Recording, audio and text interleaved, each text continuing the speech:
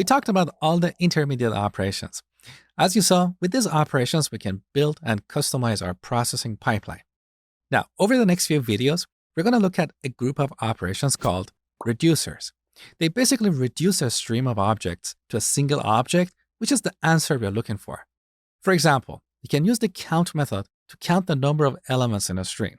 So the count method reduces a stream to the number of elements in that string. We also have a group of matchers. With these methods, we can see if any or all elements in a stream satisfy a condition. We also have find first and find any for getting an element from a stream. And finally, we have max and min for selecting the maximum or minimum element based on a comparator. All these operations are terminal operations. They produce a result, so we cannot call any other operations after them. Now let's see this in action. So we have a list of movies. Now we create a stream. You learn about the count method. So this returns the number of elements in the stream as a primitive long value. Now we also have any match, and this will tell us if we have any elements in the stream that satisfies a condition. So here we have to pass a predicate. We can say movie goes to movie that get likes greater than 20. So we can ask if you have a movie that has more than 20 likes. Now this returns a Boolean. So we get the result and print it. In this case, we get true because we have at least one movie that has more than 20 likes. Now we have a similar method called all match. And this will tell us if every element in the stream satisfies this condition. In this case, we're going to get false because we have two movies that don't satisfy this condition.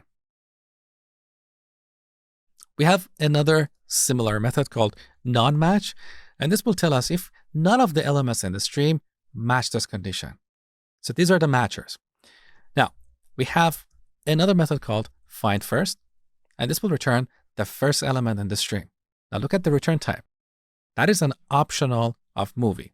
We'll talk about the optional class later on, but basically this optional class is useful for preventing null pointer exceptions. So we call the find first method. This will return an optional of movie. Now we can call the get method to get the actual movie object. So we get the movie and then print its title.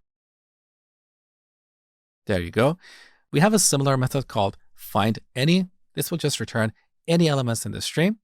We also have max and min. This will return the maximum or the minimum element based on a comparator. So here we should pass a comparator of movie. This will determine on what basis we're going to compare these movies and pick the largest one. So we can call comparator.comparing. Here we should pass a function that maps a movie object to a different value. So we can use a method reference, movie, : get likes. With this, we can find the movie with the maximum number of likes. That is this movie over here. So let's run. There you go. You get C.